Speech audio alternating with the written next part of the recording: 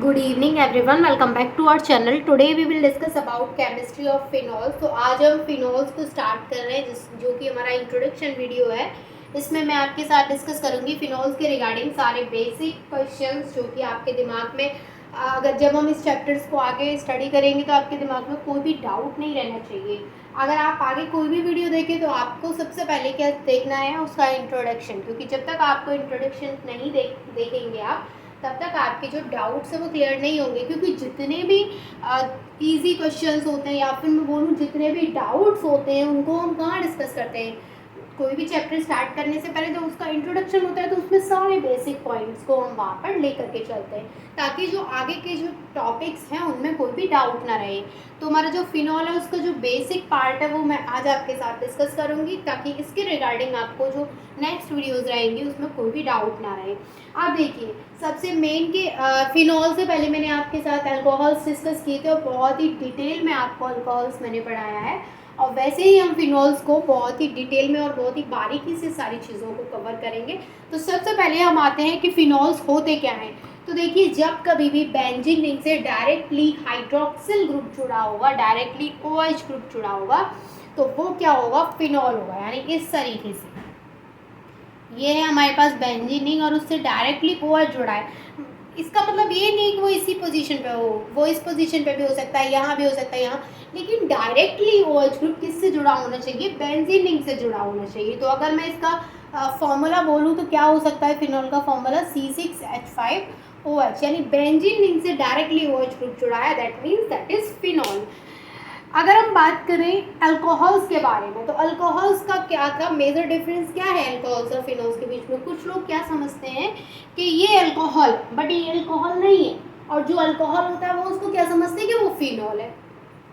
ये जो डाउट्स है वो भी मैं आपको क्लियर करा देती हूँ कि जब कभी भी हम अल्कोहल की बात करते हैं, मान के चलिए ये है हमारे पास CH2OH, तो ये फिनॉल नहीं है, ये क्या है, ये अल्कोहल है। बिकॉज यहाँ पे जो हाइड्रोक्सिल ग्रुप है वो डायरेक्ट बेंजीन रिंग से नहीं जुड़ा है, वो किससे जुड़ा है, कार्बन से जुड़ा है, CH2 से जुड़ा है।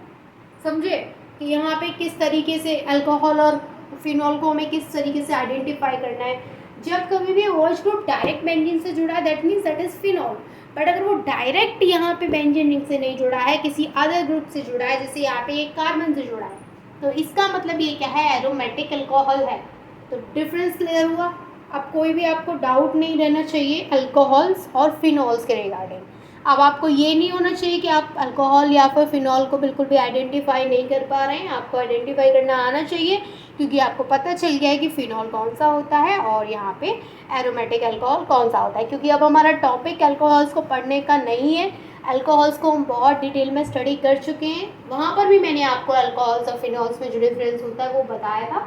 तो आई होप कि आपने अगर अल्कोहल सीखे तो वो सारी चीज़ें आपको बहुत अच्छे से क्लियर होंगी। हम बात करते हैं फिनॉल्स की। तो अब देखिए फिनॉल्स का फॉर्मेशन कैसे होता है। तो जब भी हम एरोमेटिक हाइड्रोक्सी कंपाउंड जो होते हैं ये कब मिलते हैं, हम जब हम यहाँ से इसके एक हाइड्रोजन को रिप्लेस कर देते हैं, किससे, बेंजीन रिंग से, लेकिन उसकी जगह पे क्या आ जाता है, वहाँ पे OH ग्रुप आ जाता है। यानी कि द रिप्लेसमेंट ऑफ वन और more hydrogen atom of benzene. इसका मतलब समझे आप, बेंजीन रिंग से जब भी हम एक या फिर एक से ज़्यादा भी हो सकते हैं, क्योंकि आपको पता है कि फिनॉल से ज़रूर थोड़ी है कि एक ही OH ग्रुप लगाओ तो ही बोलेंगे हम वो फिनॉल है। दो भी हो सकते हैं, तीन भी हो सकते हैं, लेकिन उनके बेसिस पे उनके अलग अलग नाम होते हैं। तो जब कभी भी हम मान के चलिए ये है हमारे पास बेंजीन रिंग, और इस बेंजीन रिंग से हमें क्या बनाना है, फिनॉल बनाना है। तो हम क्या करेंगे कि इसका मान के चलिए यहाँ पे जो हाइड्रोजन है ये वाला, उसको हम यहाँ से हटा दें, या फिर यहाँ पे दो हाइड्रोजन को हटा दें। तो वो डिपेंड करता है कि हमने कितने हाइड्रोजन को वहाँ से रिमूव किया है। तो जब भी हम बेंजीन रिंग से हाइड्रोजन को रिमूव करेंगे तब हमारा फॉर्मेशन होता है फिनॉल का। अब रिमूव करने के बाद वहाँ पे OH ग्रुप भी तो आएगा। अब ऐसे थोड़ी है कि मैंने बोल दिया रिमूव करेंगे तो आप बोलेंगे कि बेंजीन रिंग है ये, बेंजीन रिंग से हमने एक हाइड्रोजन निकाल दिया और हमारा बन गया फिनॉल। जैसे कि बेंजीन रिंग का फॉर्मूला क्या होता है, C6H6, ये होता है हमारा बेंजीन, यही होता है फॉर्मूला बेंजीन का।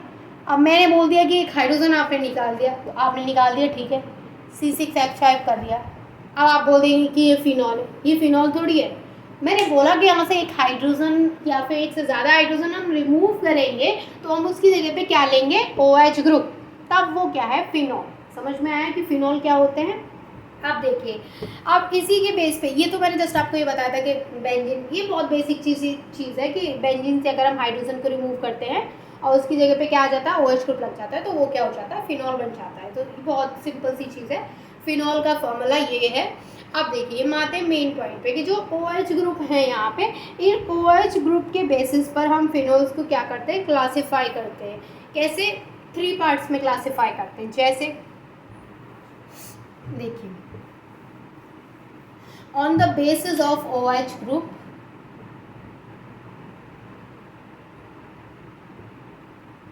हाइड्रोक्सिल ग्रुप, ये क्या है, hydroxyl group.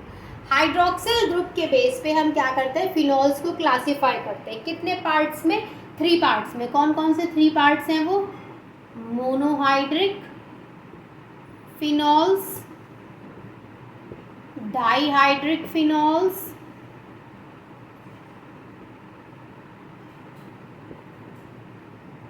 and last one is trihydric phenols। अब देखिए, मोनोहाइड्रिक फिनॉल्स, डाइहाइड्रिक फिनॉल्स और ट्राइहाइड्रिक फिनॉल्स क्या होते हैं। तो ये जो हम पढ़ रहे हैं वो किसके बेसिस पे पढ़ रहे हैं, यहाँ पे नंबर ऑफ हाइड्रोक्सिल ग्रुप के बेसिस पे। तो जब कभी भी हम मोनोहाइड्रिक फिनॉल्स की बात करेंगे, इसका मतलब क्या है, these phenols contain 1 hydroxyl group directly attached to the benzene nucleus. मतलब कि ऐसे फिनॉल्स जिनमें सिर्फ एक OH ग्रुप प्रेजेंट होगा, एक OH ग्रुप होगा, और वो भी कहाँ होगा, डायरेक्टली बेंजीन रिंग से अटैच्ड होगा।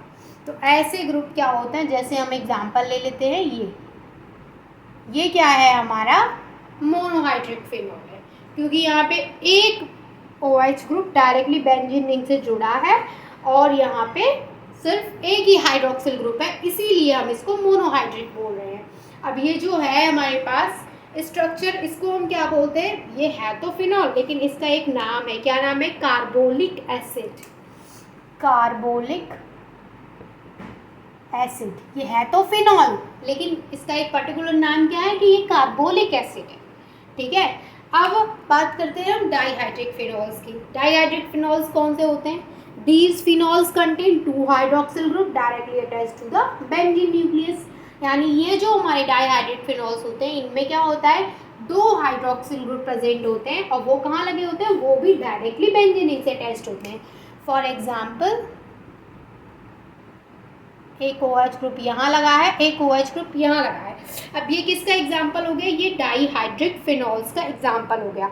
अब देखिए, ये क्या है, ये भी फिनॉल है लेकिन इसका एक नाम है, क्या है, कैटेकोल। इसका नाम है कैटेकोल। ठीक है, अब हम बात करते हैं ट्राइहाइड्रिक फिनॉल्स की। अब ट्राइहाइड्रिक फिनॉल्स तो आपको पता ही चल गया, क्यों, क्योंकि मैंने मोनोहाइड्रिक में 1 हाइड्रोक्सिल ग्रुप बताया है, डाइहाइड्रिक में 2 हाइड्रोक्सिल ग्रुप बताए हैं, तो ट्राइहाइड्रिक में कितने हाइड्रोक्सिल ग्रुप आएंगे, जाहिर सी बात है 3, तो वो हो जाएगा हमारा ट्राइहाइड्रिक फिनॉल्स। तो यहाँ पर जो 3 हाइड्रोक्सिल ग्रुप है वो भी directly attach to the benzene nucleus. तो यहाँ पे इसका अगर हम एग्जाम्पल की बात करें ट्राइहाइड्रिक फिनॉल का, तो क्या हो सकता है कि 3 OH ग्रुप है यहाँ पे, एक यहाँ लगा दीजिए, एक यहाँ लगा दीजिए। ये क्या है, ये ट्राइहाइड्रिक फिनॉल है, इसका नाम क्या होगा, पायरोगैलोल। पायरोगैलोल।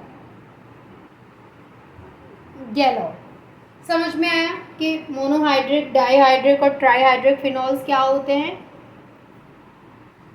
तो हमने समझा कि फिनॉल्स क्या होते हैं, उनका फॉर्मूला क्या होता है, फिर हमने देखा कि नंबर ऑफ हाइड्रोक्सिल ग्रुप के बेसिस पर उनको किस तरीके से क्लासीफाई किया गया है। तो इन 3 पार्ट्स में क्लासीफाई किया गया है।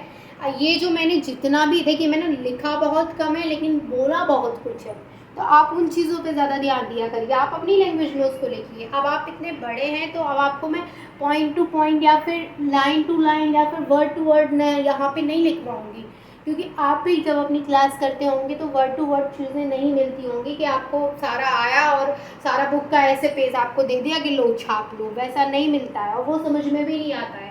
अगर मैं यहाँ पे पूरा इसको बोर्ड को पूरा भर दूँ और यहाँ पे लिख दूँ और वो चीज़ें मैं यहाँ पे एक्सप्लेन नहीं करूँ, या फिर मान लीजिए मैंने एक्सप्लेन भी कर दी ठीक है, आपके समझ में भी आ गई, लेकिन वो चीज़ें इतना इजीली आप नहीं समझ सकते। क्यों? क्योंकि वो मेरी लैंग्वेज में है। तो आपको चीज़ें अपनी लैंग्वेज में लिखनी है, क्योंकि जितने अच्छे से हम अपनी लैंग्वेज में लिखी हुई चीज़ों को याद कर सकते हैं, समझ सकते हैं, उतना अच्छे से हम ना तो बुक की लैंग्वेज को समझ सकते हैं और ना ही किसी और की लैंग्वेज को समझ सकते हैं। तो हमेशा नोट्स अपनी लैंग्वेज में प्रिपेयर करना चाहिए।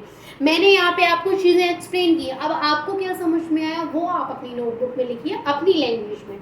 ठीक है, अब इसके अलावा जो मैंने अभी आपको एक पॉइंट और बताया था कि अगर OH ग्रुप हमारा साइड चेन में है तो वो चीज़ भी आप अपने उसमें इंक्लूड करिएगा। जब आप इंट्रोडक्शन डालेंगे फिनॉल्स का तो वहाँ पे एक और चीज़ आपको इंक्लूड करनी है, क्या? OH group in the side chain. अगर OH ग्रुप साइड चेन में है तो मैंने अभी जस्ट आपको एग्जांपल दिया था वही, कि इस तरीके से बेंजीन रिंग है और ये साइड चेन है CH2 और इससे लगा है ये OH ग्रुप।